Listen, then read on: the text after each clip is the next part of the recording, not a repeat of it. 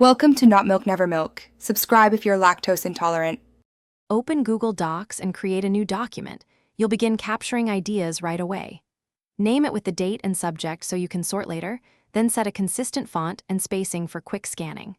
Next, add a simple header with tags or course codes that help search find it.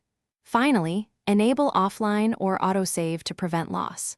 These first steps get your structure and reliability in place so every subsequent action builds on a clean, searchable note file.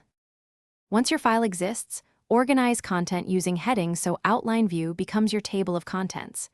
Use numbered lists for processes and bullets for quick facts. Insert tables for data or schedules. When you want to link to sources or other notes, use Control or Command+K. Add comments to flag follow-ups. Use consistent tags and short-form highlights for later review. If you capture spoken ideas, paste transcripts and timestamp them. These methods make scanning, reviewing, and connecting ideas fast and reliable. When you finish a note session, clean up by bolding key takeaways and adding a short summary at the top so you see the gist instantly. Export copies as PDF or DocX for archiving and sync to Google Drive folders or Keep for cross-device access.